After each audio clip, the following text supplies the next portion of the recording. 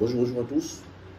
Toi qui me regardes, tu vois ce débrief, tu passes ce débrief, tu n'as rien compris au foot, les gars. Tu n'as rien compris au foot, mon gars, plutôt. Tu vois ce débrief, tu passes à autre chose. Est-ce que tu aimes vraiment le football, mon gars? Non, je ne crois pas. Parce que ce que je vais dire, c'est quelque chose de légendaire, en fait. La légende nous a raconté que Lionel Messi est allé en MLS pour la facilité. Lionel Messi marque le coup franc en MLS parce que les gardiens de la MLS sont nuls. Lionel Messi gagne des matchs en MLS parce que les joueurs de la MLS sont nuls.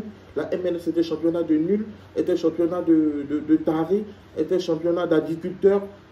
On nous a tellement savonné les choses. Lionel Messi, la Coupe du Monde, il a gagné la Coupe du Monde, il a payé la Coupe du Monde, c'est la FIFA qui lui a donné, etc., etc., etc., etc.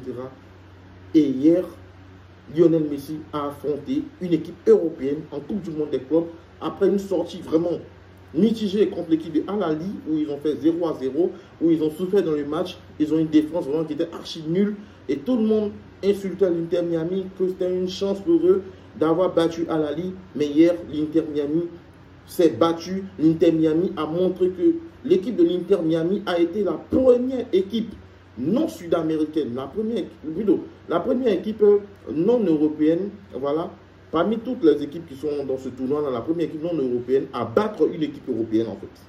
C'est l'Inter Miami.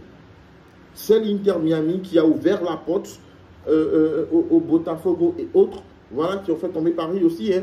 Mais c'est l'Inter Miami qui a été la première équipe, et disons, mais c'est la première équipe de MLS en fait, même à battre une équipe européenne dans le tournoi de la Coupe du Monde des clubs. Et franchement, c'est incroyable, c'est à saluer. Les gens ne voient pas vraiment l'importance de la chose. Les gens ne voient pas l'importance de la chose. Ils pensent qu'on est là pour s'amuser. Au début de la Coupe du Monde des clubs, on s'est dit non, on va faire attention, on va regarder. Mais tous les clubs européens qui sont là pour gagner. Tous ceux qui sont venus dans cette Coupe du Monde des clubs là sont là pour gagner. Ils se donnent à 100%.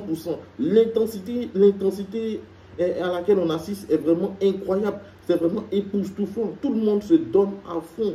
Et franchement, je ne sais pas si vous voyez en fait. Je ne sais pas si vous voyez en fait. Les gars se donnent à fond. Ils veulent rattraper les choses. Ils veulent gagner la Coupe du Monde des clubs. L'Inter Miami a croisé Porto. Porto a tout donné. Porto a tout donné. Mais là, on en avait en face parce que chaque fois que Messi touchait le ballon, tu sentais la différence. Tu sentais la qualité technique, la différence. Messi et Luis Suarez ont porté cette équipe-là. C'est vrai, du côté des Allen, ils n'étaient pas trop bons. Mais lorsque l'équipe avec Rimachi et autres, Busquets au milieu, ils ont donné, ils ont tout donné. Ils ont mis de l'impact, ils ont mis de l'intensité dans le match.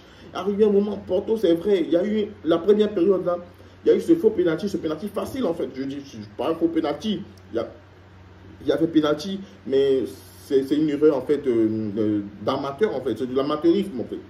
Ils ont donné le pénalty, le Porto a mis 1-0, et lorsque Porto a marqué, Porto a subi en fait les vagues de l'Inter Miami. Avec Lionel Messi, tout ça, il y a eu la plus grande occasion et en première période, celle de Luis Suarez. Franchement, il lui a manqué un coup de rein, mais malheureusement, il n'a pas pu marquer le but. Mais en deuxième période, c'était notre Inter Miami qui est venu. Ils sont venus en mode militaire, en mode renégat. Voilà, je ne sais pas si vous avez regardé le film, Les Renégats. Et c'est comme ça que l'Inter Miami a fait seconde période, porté par un Lionel Messi, juste après l'égalisation. Il était sur tout, en fait, Messi. Et le coup franc, on nous dit Messi marque les coups francs que contre les gardiens européens qui sont nuls et contre les gardiens de la MLS qui sont nuls.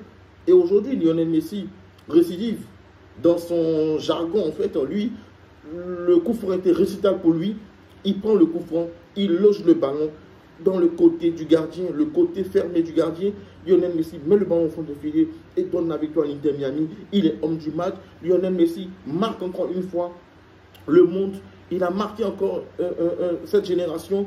Lionel Messi reste Lionel Messi et c'est le meilleur joueur du monde, les gars. Parce que là, moi, j'ai rien à dire. Parce que on va pas rentrer dans les comparaisons, les gars. Parce que ce que vous voyez là, c'est vraiment exceptionnel.